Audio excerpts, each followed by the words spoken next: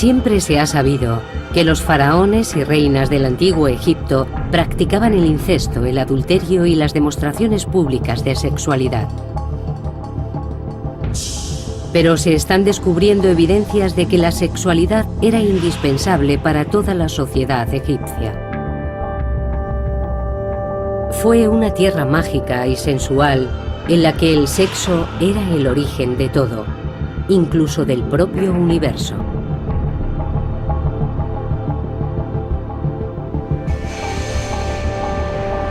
El sexo en la antigüedad. Egipto.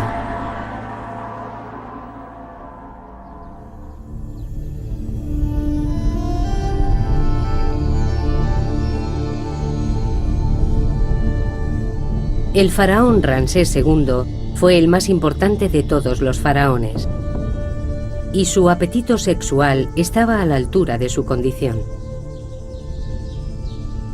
Se casó con infinidad de princesas que llegaron de tierras lejanas, mujeres exóticas de Nubia, Libia y Babilonia. Se casó también con su hermana y 3 de sus propias hijas.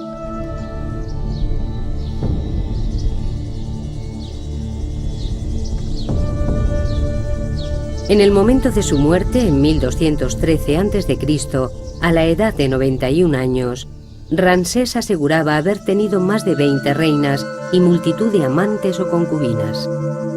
En los textos antiguos se recoge que fue padre de más de 100 hijos.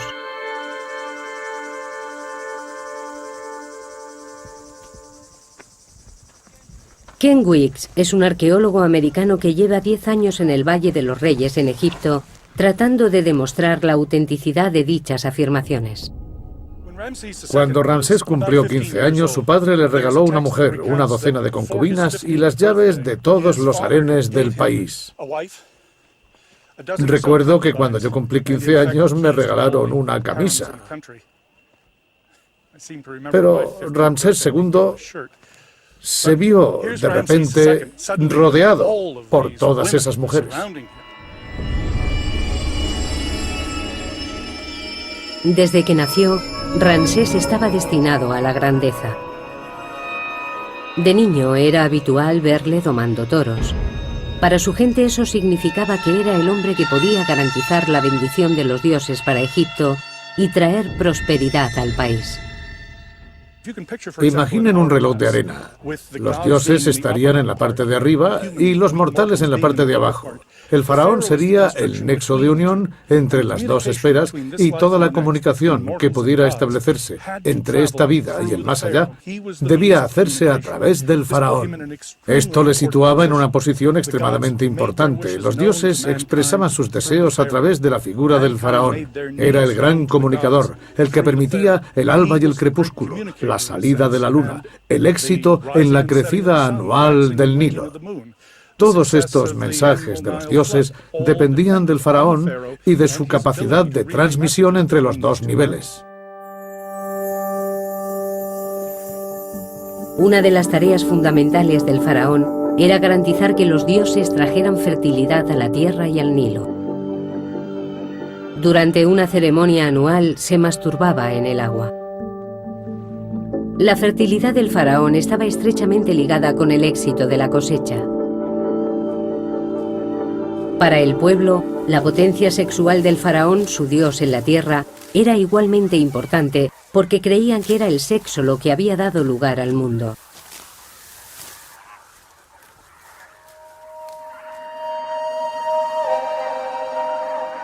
El primer poder del universo, el ser supremo Atum, surgió de la noche de los tiempos. Se masturbó y se convirtió en el dios Sol, Ra. Su semen dio nacimiento a los primeros seres divinos, Su, el dios de la luz y el aire, y su hermana Tefnut, la diosa de la humedad. Su vagina creó el rocío de la mañana. Su amor incestuoso creó a Nut, el cielo, y Geb, la tierra.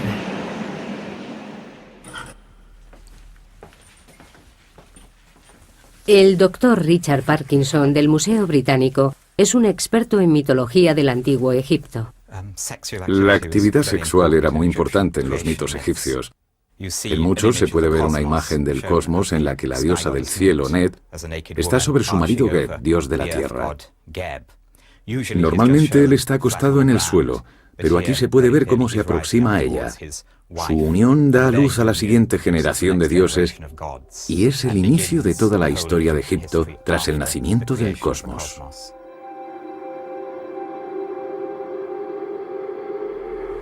Los estudios de Richard Parkinson sugieren que solo el faraón y sus sacerdotes más allegados podían admirar estas representaciones íntimas de los dioses. En este papiro podemos observar otro ejemplo del icono religioso cuya carga sexual es bastante insólita para nuestra mentalidad moderna. Podemos ver una viñeta del cosmos en la que el cielo de la noche, representado como una diosa, está postrada sobre el dios de la tierra Geb. Y la autorregeneración de la fertilidad de la tierra está representada por una autofelación del rey, dando pie a una escena que en la cultura occidental presente solo se daría en el género pornográfico, mientras que en el antiguo Egipto se podía encontrar en las más altas esferas del arte religioso. Estos papiros pertenecían a una sacerdotisa, una mujer de la élite, y estaban colocados en un lugar sagrado de su tumba.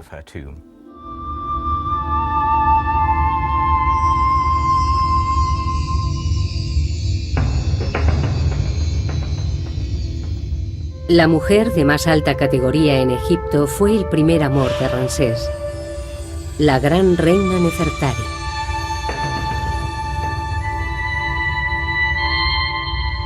Murió en el 24º año de su reinado. Fue enterrada en un sepulcro espectacular. Los muros perfectamente conservados nos muestran cómo la pareja real concebía su relación.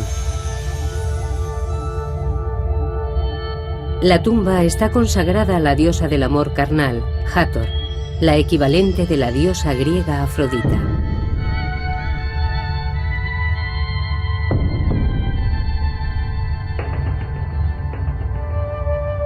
La reina Nefertari y la diosa Hathor están representadas con el mismo tamaño. En el arte religioso egipcio, el tamaño era muy importante.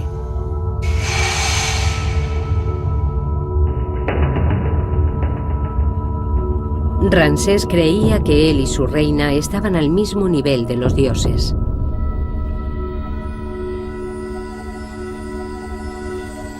Ramsés solo tenía 48 años cuando la reina Nefertari murió. A la manera de los dioses cometió incesto. Se casó con la hija mayor que tuvo con Nefertari, la princesa Meri-Tamun, promocionándola al rango de reina. Volvería a casarse con una de sus hijas, la princesa Binanat, con la que tuvo un descendiente. Ramsés se tomó su papel de símbolo supremo de la fertilidad muy en serio.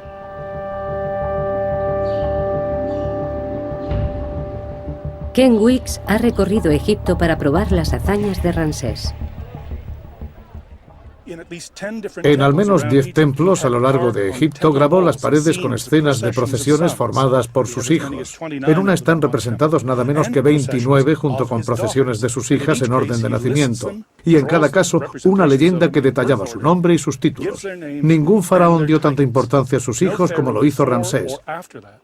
Son objeto de frecuentes referencias en textos históricos que redactó acerca de las actividades de su reinado. Comprobarlo ha sido una tarea complicada. La tumba de Ramsés en el Valle de los Reyes fue destruida por una inundación. Sin embargo, su cuerpo, con más de 3.500 años, permanece en el Museo de Antigüedades de El Cairo. Personas visitan la momia del hombre que vivió como un dios, rodeado por sus hijos, sus mujeres, sus amantes y sus esclavas.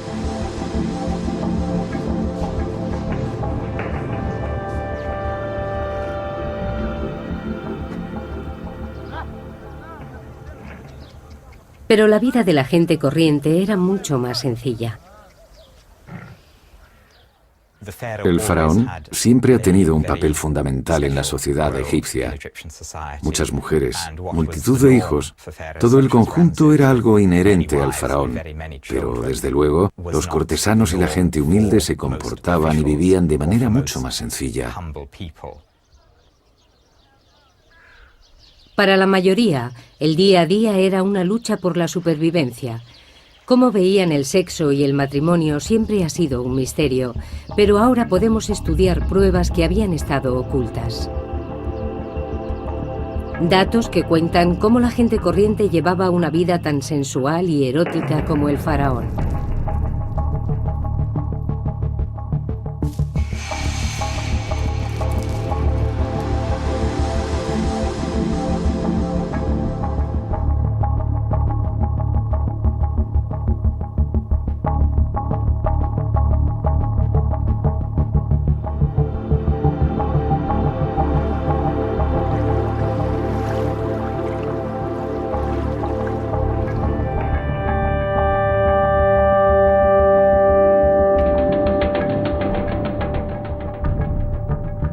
Los reyes y reinas del antiguo Egipto vivían como dioses en un mundo en el que para ellos la potencia sexual era un deber religioso.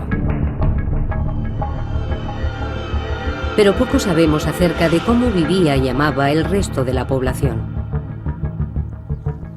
Muchos restos fueron arrastrados por las crecidas del Nilo.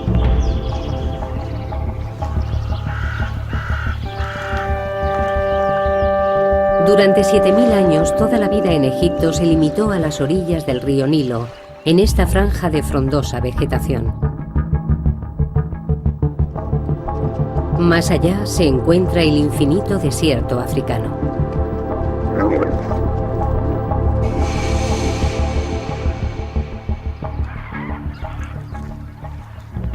Excepto algunos templos reales y tumbas, las construcciones del antiguo Egipto son de ladrillo de barro.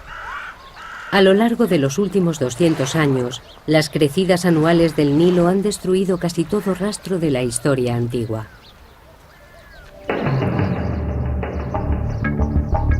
Por ello, el pequeño pueblo de Deir el Medina es un tesoro incomparable. Descansa sobre las dunas del desierto frente a la antigua capital, Tebas. Fue la residencia de los obreros que construyeron las tumbas reales cercanas. La profesora Lynn Meskel de la Universidad de Columbia lleva 10 años estudiando la vida en Deir el Medina. Sus resultados acaban de ser publicados. Deir el Medina es especial porque no ha sido destruido por los constantes movimientos del Nilo y las inundaciones periódicas. A lo largo de los siglos, el Nilo ha cambiado de posición y ha destruido muchos pueblos de agricultores, asentamientos y probablemente ciudades que podrían verse a través de la espesura de la vegetación del Nilo. El cementerio de Deir el Medina acoge la tumba de los habitantes más poderosos del pueblo. La tumba del arquitecto Ka y de su mujer Merit es una revelación. Su contenido sugiere que al menos las clases medias aspiraban a llevar un estilo de vida parecido al del faraón. Ka y Merit están ahora en el Museo Egipcio de Turín, en Italia. En la parte superior del sarcófago hay guirnaldas de hojas que se han conservado tan bien que todavía podemos ver de qué flores se trataba.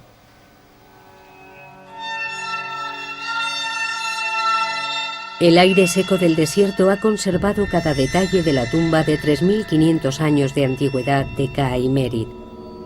Es evidente que la clase media de Deir el Medina dedicaba gran parte de sus ingresos a su aspecto.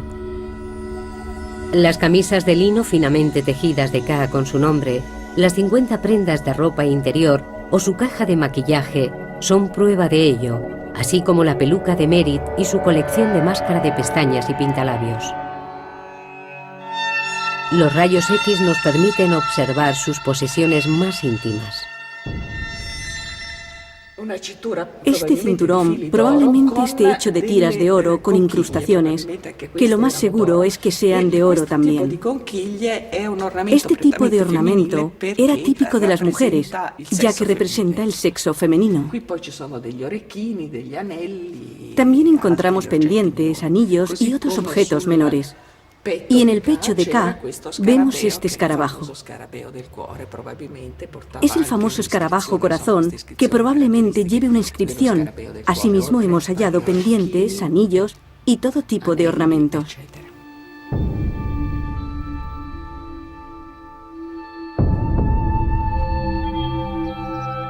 Tanto hombres como mujeres llevaban gran cantidad de ornamentos como joyas, pendientes, brazaletes, anillos. Y ambos utilizaban maquillaje, especialmente máscara de pestañas. Llevaban igualmente ingentes cantidades de perfume. Desde luego no se regían por nuestros criterios, según los cuales las mujeres son las principales portadoras de joyería. Los hombres también lucían joyas muy caras.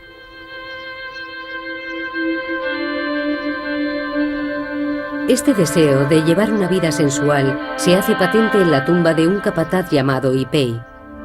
En las paredes hay representaciones de un lujoso banquete.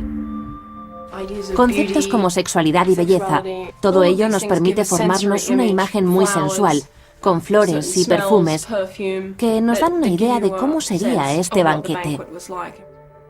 Habría música, vino, probablemente infusiones de vino y flores de loto, todo tipo de sustancias estupefacientes, y con todo resultaría una experiencia muy sensitiva.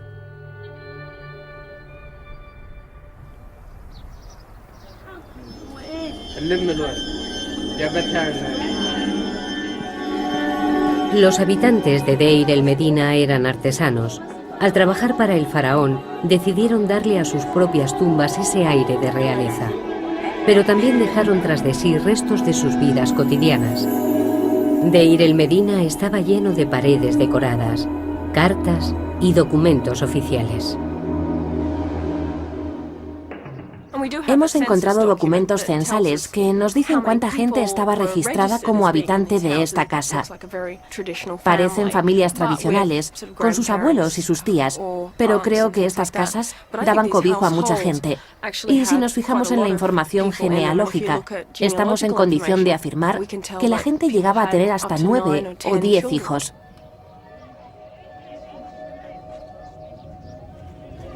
Se parece mucho a la vida de los actuales habitantes de Egipto. Los animales y los seres humanos comparten espacios comunes. El tejado es el centro vital. La gente pasaba mucho tiempo en el tejado. Dormían allí, ya que es un lugar muy fresco, sobre todo durante el verano, y se desarrollaban otras actividades, como la cría de animales. Eso es algo que se da todavía en nuestros días. También tendían la ropa. Utilizaban cualquier espacio libre disponible.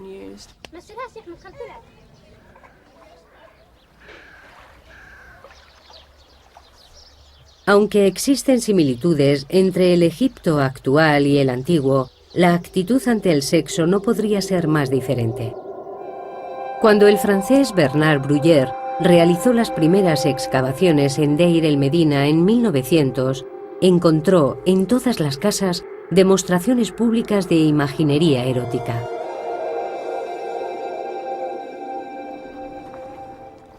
Lo primero que ves cuando entras en una casa son escenas que representan a mujeres en escenas particulares de su vida, ya sea dando a luz, dando el pecho a sus hijos.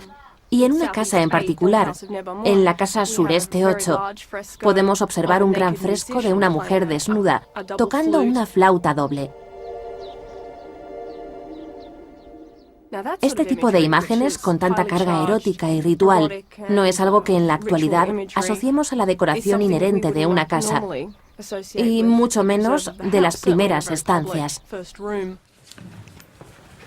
Además de las pinturas eróticas, Deir el Medina estaba lleno de objetos sagrados, utilizados probablemente en rituales de fertilidad. Estos objetos fueron tomados por muñecas durante muchos años, ya que son pequeñas representaciones de mujeres y en muchos casos con peinados muy elaborados. Pero al final quedó claro que se trataba de objetos con gran carga sexual, ya que los genitales femeninos están claramente representados.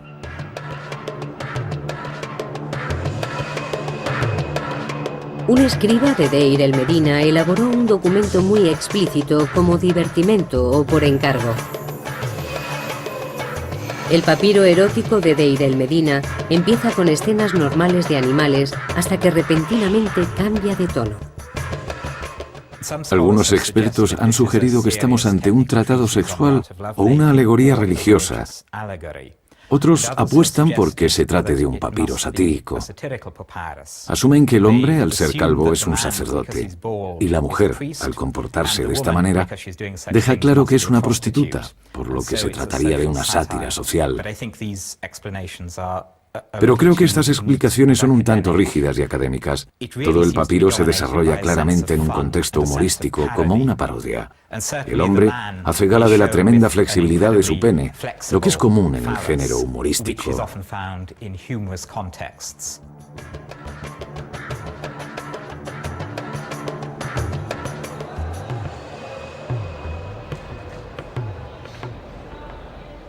Estos hallazgos, con 1000 años de antigüedad, han sido muy estudiados.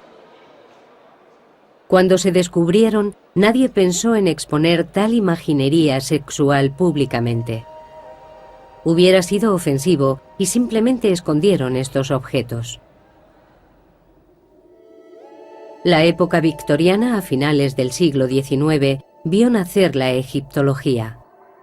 Los expertos de aquel entonces tendían a centrarse en las vidas de los faraones y no prestaban atención a las clases bajas de la sociedad del antiguo Egipto. Actualmente estamos muy interesados en lo que pudiera pensar y sentir el hombre de la calle, que hacían en su tiempo libre los escribas y los hombres que pintaron estas paredes. Estamos mucho más centrados en conseguir una visión de conjunto de la cultura egipcia, mucho más que en la encorsetada definición victoriana de la historia, según la cual esta no sería más que un recuento de batallas y una sucesión de reyes.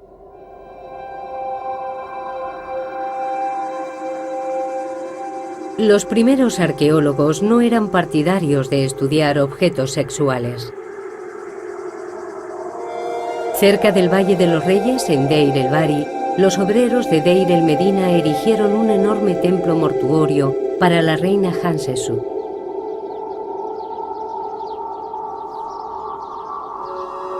En un santuario dedicado a la diosa Hathor, los excavadores encontraron una amplia colección de penes de madera que podrían haber sido utilizados en ritos de fertilidad. Desde su descubrimiento han permanecido almacenados en el Museo Británico. Estos son algunos de los penes de madera encontrados en las excavaciones del templo de Hathor de Rabawi a principios del siglo XX. Fueron encontrados en cestas colocadas alrededor del santuario y, por supuesto, no fueron referenciados con los informes originales de las excavaciones. Todavía no está claro en qué contexto se utilizaban o cuál era su función.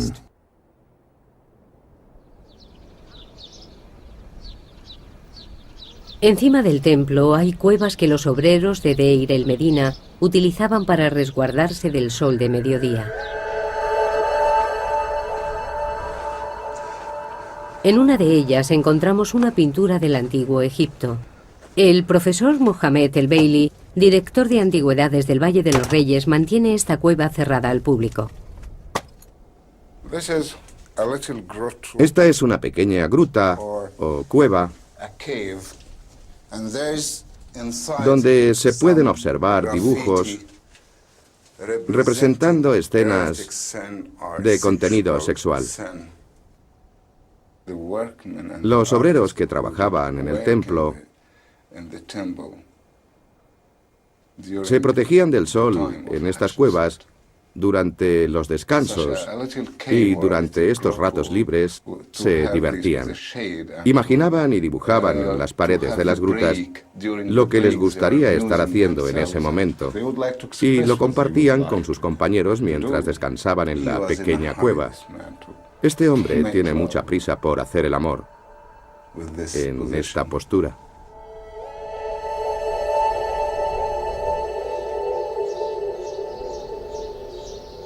La imaginería explícita estaba presente en la vida egipcia desde los templos reales hasta las cuevas de los obreros. Pero hasta ahora nadie ha averiguado el motivo.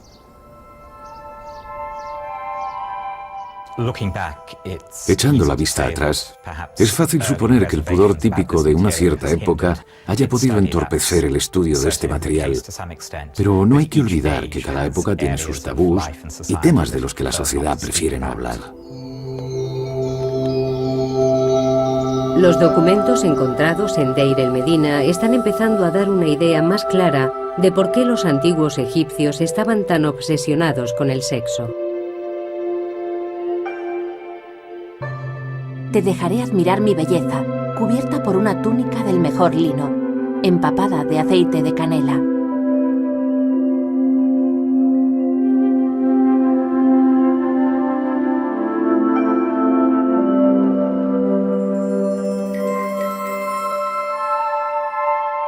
Noche, eres mía para siempre, ahora que mi maestra ha venido a mí. La beso y sus labios me responden. Estoy muy excitado, incluso sin haber bebido cerveza. Los fragmentos de poesía amorosa y la imaginería encontrada en Deir el-Medina sugieren que este era un pueblo en el que el sexo no era un tema tabú. Es probable que no se ocultara ni a los propios hijos. Hay ciertas imágenes en las que observamos a una pareja en el acto sexual, en presencia de niños, lo que nos indica que la idea de que este tipo de actos deban ser ocultados a los niños es una concepción occidental y perteneciente a la tradición europea. Y si nos fijamos en la historia de Europa, nos daremos cuenta de que hace varios siglos las familias vivían todas juntas en casas muy pequeñas, compartiendo la misma habitación y a veces la misma cama. Creo que tenemos que recalibrar nuestras sensibilidades a este respecto. Tenemos que superar la idea de que se trata de algo ritual. Realmente formaba parte de la vida doméstica. Para los egipcios estas esferas se entremezclaban fácilmente.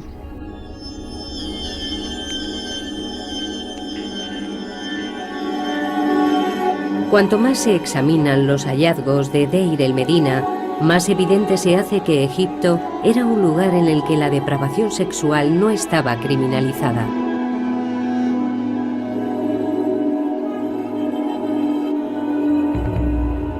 En el pueblo, Paneb, un ladrón y asesino con un apetito sexual insaciable, se acostó con todas las mujeres del pueblo, ganándose la enemistad de muchos. Su comportamiento fue denunciado y está recogido en el registro del tribunal de Deir el-Medina. El escriba recoge testimonios que aseguran que Paneb se acostó con varias mujeres casadas, incluidas una mujer llamada Hel y su hija Wegbet, que luego le entregó a su hijo, Arpekti, que se acostó a su vez con ella. Creo que el escriba se lo pasa muy bien y disfruta mucho recogiendo estos testimonios en contra de Paneb. Cuando escribe las palabras realizar el acto sexual con Neg, al principio del documento, está escrito con muchas florituras que dan la sensación de que realmente disfrutaba difamando el nombre de Paneb.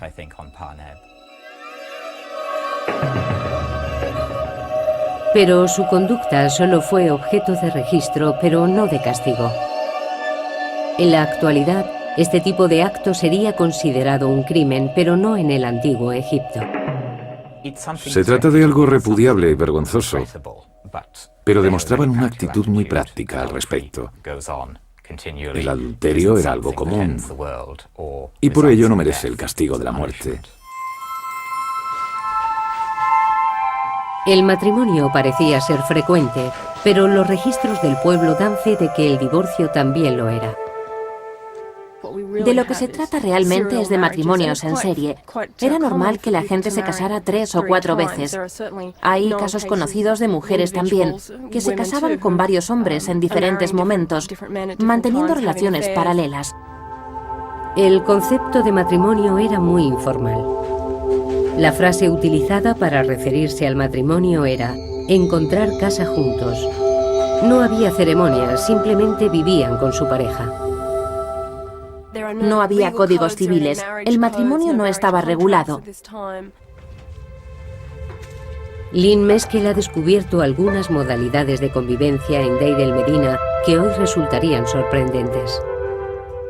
Existían mujeres que eran criadas o esclavas que el marido llevaba a casa cuando su mujer se quedaba embarazada.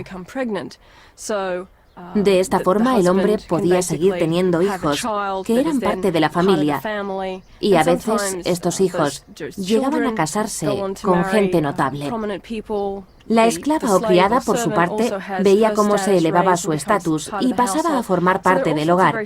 La convivencia era muy flexible y existían modalidades para todos los gustos. Lo que a nuestros ojos es algo realmente increíble e inapropiado, para los egipcios funcionaba muy bien. Los antiguos egipcios eran tan liberales que no parecían preocuparse por la virginidad. En muchas sociedades posteriores, la virginidad constituía un requisito esencial que debía ser respetado hasta el matrimonio. En el antiguo Egipto no existía tal creencia. No hay mención específica en los textos que poseemos al respecto de la virginidad, de los hijos ilegítimos o relativos a cuestiones de paternidad. Se hace tanto hincapié en la fertilidad y la capacidad de tener hijos, que no había razón por la cual llegara a establecerse una discriminación de ningún tipo respecto al sexo, como más tarde se implantaría en las sociedades medievales. Hasta dónde llegaba este énfasis de la fertilidad es algo que todavía no está muy claro. Algunos expertos han sugerido que existía una actitud en la que se aceptaba cierto nivel de promiscuidad. En el hermético mundo de la corte del faraón se llegaba a pensar que incluso los dioses mantenían relaciones homosexuales. Los textos literarios conservan mucha información acerca de la sexualidad y la manera en que se contemplaba en la vida cotidiana. Es posible que la primera frase de coqueteo de la humanidad apareciera en un papiro, uno en el que un dios trata de seducir a otro. Es una de las primeras situaciones de flirteo homosexual de la historia del mundo, donde un dios llega a decirle al dios Horus: «Me encanta tu trasero». Nethwi Wiki. Al igual que con el adulterio, hay gran cantidad de referencias a la homosexualidad en los textos literarios del antiguo Egipto, pero no hay constancia de personajes históricos que fueran homosexuales. Sin embargo, existe una tumba en Saqqara de dos hombres llamados Neakhum y Numhotep, que eran los peluqueros de uno de los reyes del antiguo reino de Egipto, y siempre se ha pensado que mantenían una relación. Homosexualidad, adulterio y divorcio, considerados como desviaciones por las religiones posteriores. Pero en Egipto los valores sexuales parecían más relajados. Una de las claves reside en las características geoclimáticas del país. La vida en Egipto era precaria, las sequías eran frecuentes. La mortalidad infantil era muy alta. La fertilidad de la tierra y de sus habitantes era una preocupación constante. Los egipcios no podían ser restrictivos ni siquiera en materias sexuales. Todas las representaciones de la actividad sexual son positivas.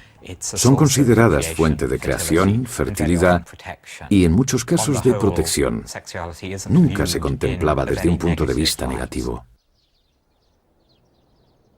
Con las evidencias rescatadas del asentamiento, la utilización de la imaginería tanto en los hogares como en las tumbas y los relatos mitológicos relativos a la creación del mundo, creo que estamos en disposición de afirmar que la sexualidad era una parte esencial del día a día y que no se limitaba a una esfera de intimidad e incluso clandestinidad como ocurre ahora.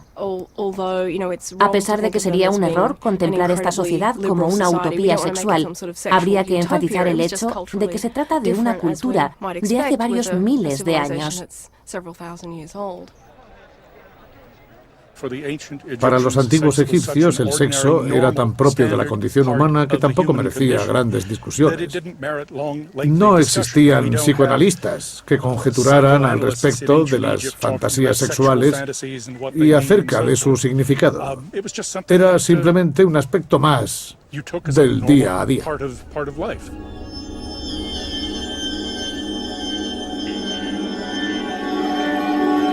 Los antiguos egipcios estaban lejos de sentirse acomplejados o culpables respecto al sexo. Por el contrario, el temor que existía era el de la infertilidad. El faraón podía contar con el apoyo de los dioses, pero la gente corriente no tenía acceso a los templos reales. Tenían que conformarse con recurrir a dioses menores y a la magia.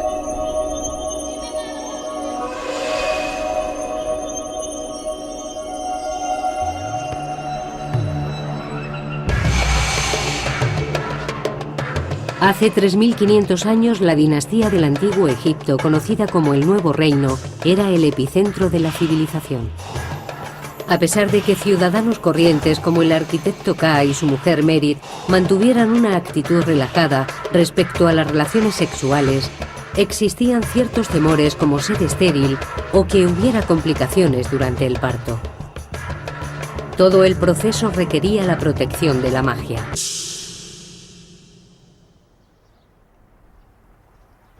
En el centro de cada casa de Deir el-Medina hay una plataforma elevada.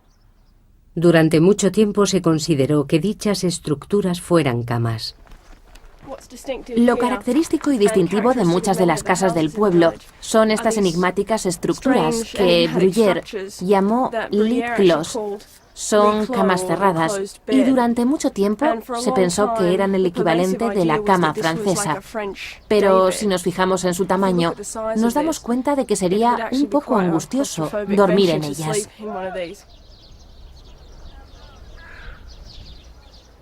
Lynn Meskel cree que son altares en honor a dioses menores de la fertilidad.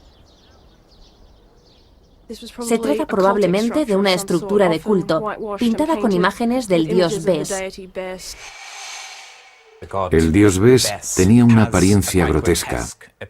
Es posible que fuera representado ahuyentando a los demonios. Se puede apreciar, sobre todo en cómo saca la lengua, una actitud particularmente agresiva.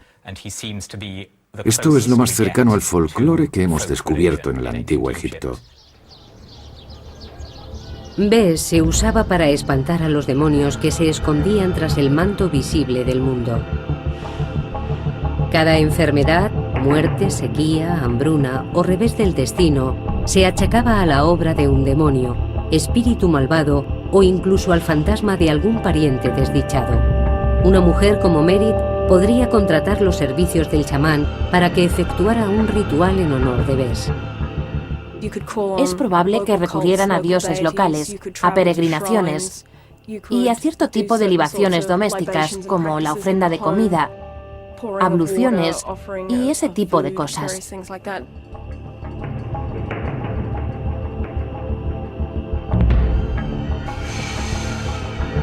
Por encima de todo, las mujeres recurrían a la magia para el parto. El parto era uno de los momentos más peligrosos en la vida de una mujer.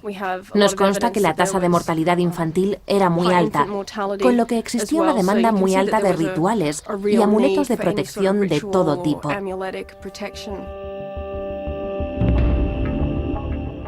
El periodo inmediatamente posterior al parto también se contemplaba como potencialmente peligroso para la salud de la madre y del hijo, pero también por la presencia que pudiera haber de demonios, espíritus, entidades o cualquier cosa que pudiera afectar al niño.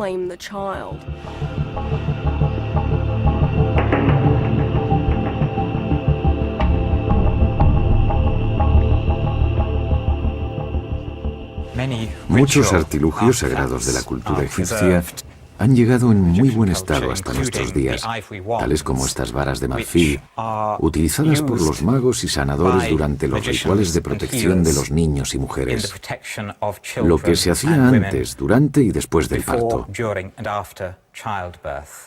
Existían muchos demonios que los magos invocaban para obtener protección. El reverso porta una inscripción que describía el proceso del ritual de protección para el recién nacido. Los hombres del antiguo Egipto también se sometían a procesos mágicos para asegurar su fertilidad.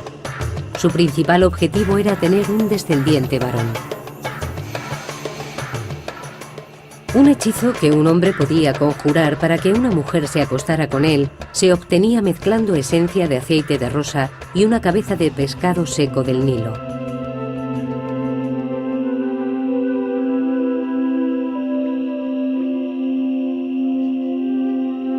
Escritos encontrados en Deir el-Medina también proporcionan instrucciones de cómo llevar a cabo el acto sexual para potenciar su efectividad.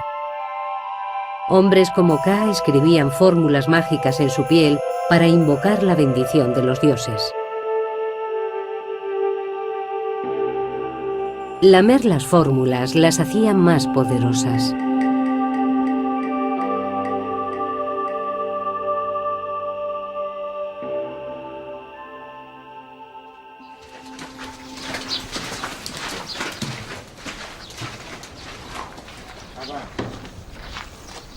La preocupación por la fertilidad de los egipcios no se detenía con la muerte.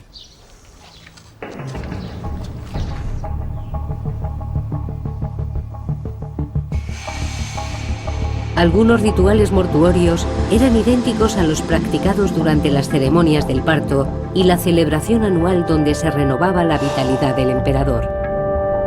Las jóvenes núbiles ejecutaban las mismas danzas eróticas en los funerales para ayudar a los muertos a renacer en el más allá. La vida antes y después de la muerte corresponde a un proceso natural, y la actividad sexual era algo que los egipcios esperaban que continuara en el otro mundo. Existen muchas referencias en textos funerarios de gente disfrutando del sexo en el más allá. Los muertos renacidos eran representados a menudo en la flor de su potencia sexual. En las tumbas se colocaban amuletos de fertilidad como estas figuras de mujeres desnudas. Esta preocupación por la fertilidad estaba presente en todos los ámbitos de la civilización egipcia. Las clases más bajas recurrían a su propia magia, pero tomando como ejemplo al faraón.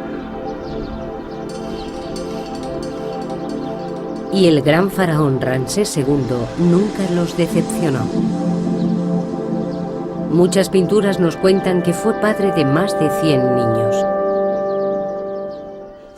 Sabemos poco sobre la familia de los faraones. En muchos casos no conocemos ni el nombre de sus mujeres. Nos encontramos con muchos problemas a la hora de establecer relaciones genealógicas.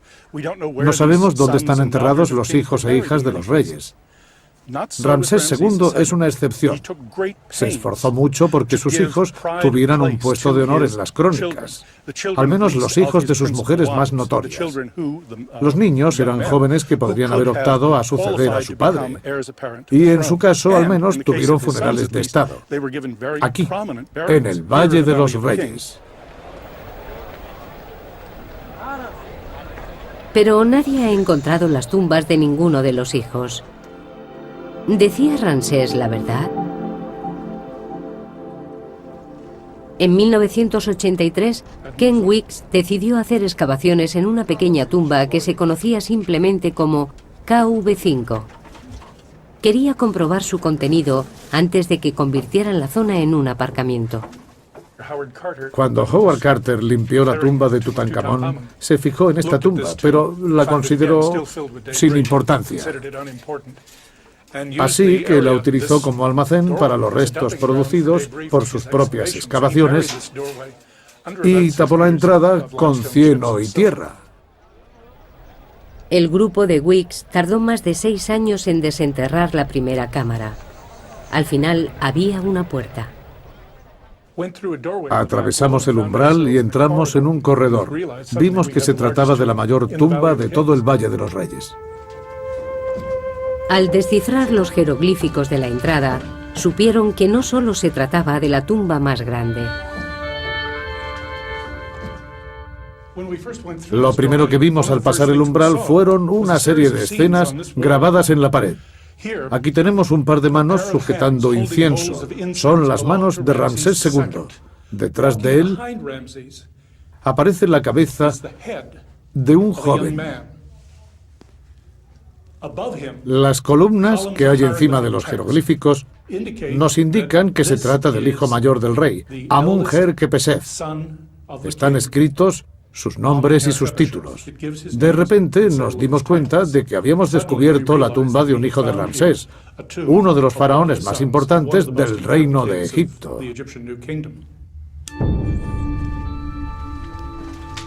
Los egiptólogos han creído durante mucho tiempo que Ramsés tuvo más de 100 hijos, pero hasta ahora no se habían encontrado pruebas. Ken Weeks acaba de publicar sus informes preliminares sobre KV5. Cree que puede haber encontrado un complejo de tumbas único, encargado por Ramsés para dar sepultura a sus hijos, a muchos de los cuales sobrevivió. Se trataba probablemente del único mausoleo familiar de todo el antiguo Egipto. Fijaos, por ejemplo, en esta maravillosa figura de Hathor. Precioso rostro. Desgraciadamente, ha sufrido muchos daños causados por las crecidas del Nilo.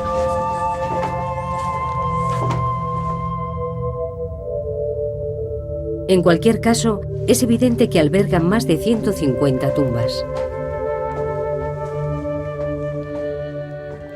Esta tiene 30 metros. Está excavada en la falda de la colina. Hay una serie de puertas, 16 concretamente dispuestas a cada lado del corredor. Está exactamente como lo encontramos. No hemos realizado ninguna prospección aquí. El equipo solo ha excavado una parte, pero ya han encontrado las tumbas de 6 de los hijos de Ramsés II y los restos de 4 más. Hemos encontrado restos momificados de 4 hijos de Ramsés. Este es un cráneo. Está en malas condiciones y todavía no lo hemos limpiado. Me da miedo tocarlo. Aquí tenemos otro cráneo con mandíbula inferior. Estoy prácticamente seguro de que se trata de un hijo de Ramsés II. También tenemos un esqueleto completo en la segunda cámara de la tumba. Lo hemos cubierto otra vez para evitar cualquier tipo de contaminación. Esperamos ser capaces de practicarle algunos análisis. Si no pueden ser pruebas de ADN, al menos rayos X y análisis estadísticos de materiales. Los compararemos con los restos momificados de Seti I, Ramsés II y Nerneptah, con los que es posible que haya tenido alguna relación.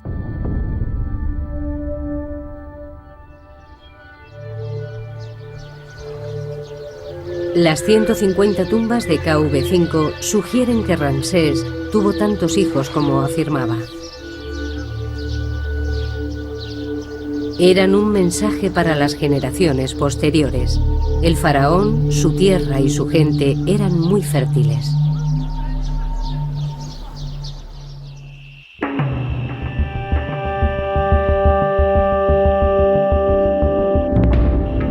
En el antiguo Egipto, el acto sexual formaba parte del día a día, de la religión, de las supersticiones, la vida doméstica e incluso los espacios públicos. Pero pronto llegarían tiempos en los que el acto sexual pasaría a ser considerado oculto, privado, cargado de culpa y vergonzoso.